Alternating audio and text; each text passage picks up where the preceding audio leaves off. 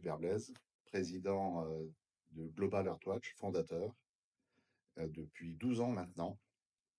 J'ai fait l'essentiel de ma carrière comme directeur général dans des multinationales spécialisées dans le facility management. J'ai été élu DET de l'année en 2011 parce qu'en fait, j'étais à cette époque-là à la SNCF depuis quelques années en charge de créer la direction environnement travail du groupe SNCF.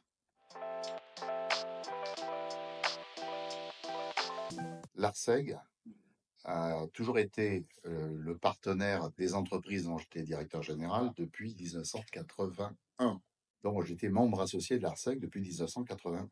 J'ai basculé dans les membres actifs quand je suis devenu directeur de l'environnement trade du groupe SNCF Direction que j'ai créé à la demande du président de la SNCF. J'ai toujours considéré que l'ARCEG c'était une institution pour une filière métier, celle des services généraux au sens large.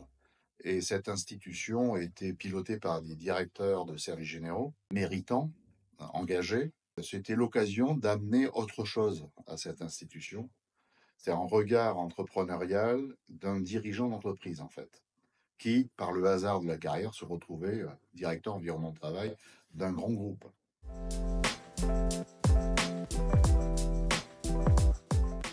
J'ai dynamisé le club des grandes entreprises. Donc moi j'ai développé ce club des grandes entreprises, mais à un niveau jamais vu, et qui a très très bien fonctionné, qui répondait aux attentes de ces personnes qui géraient des patrimoines immobiliers nationaux voire internationaux et des budgets de dépenses assez considérables comparés à la moyenne des autres DET. Donc je trouve que c'est intéressant de les faire se rencontrer, parler entre eux, et très intéressant aussi qu'ils puissent apporter leurs connaissances, leurs compétences aux autres. D'ailleurs, beaucoup de recrutements se sont opérés parmi des DET qui avaient des petits périmètres qui sont devenus des numéros 2 de ces grands DET.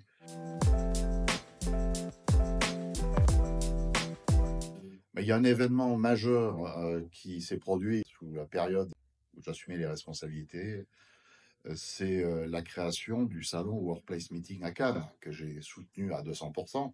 C'est une proposition habile et intelligente du groupe Wii U. Ce salon, en fait, il a bien été créé par lui, enfin proposé par lui, et soutenu à 200% par mes équipes à l'époque.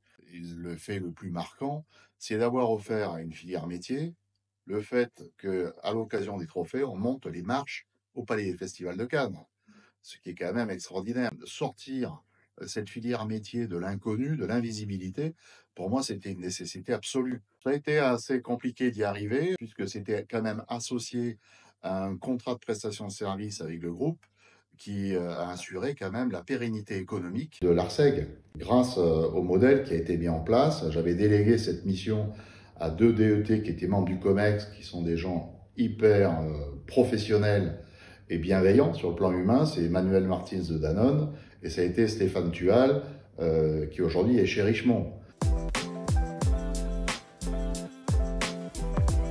La charge de travail qui était sur les épaules de mon équipe et de moi-même était assez considérable. On était dans l'action, c'est-à-dire qu'on produisait énormément, alors qu'on avait tous des jobs avec des fortes responsabilités.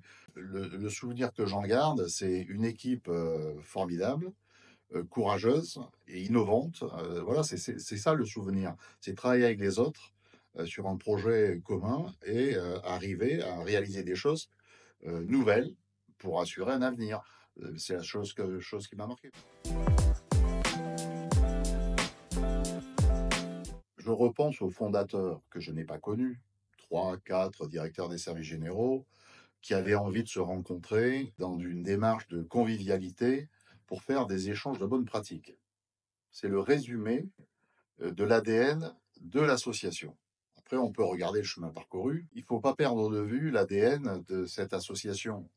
On dit, et je dis que c'est une institution, parce qu'il n'y en a pas d'autre.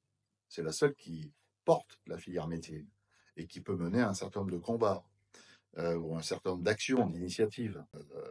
Donc moi, ce que je remarque, c'est que 50 ans écoulés en ayant été confronté à toutes sortes de crises économiques, évidemment, crise liée au Covid, la crise de l'inflation, aujourd'hui une crise de l'activité économique avec des difficultés énormes. L'Orseg a tenu la rampe, elle s'est adaptée.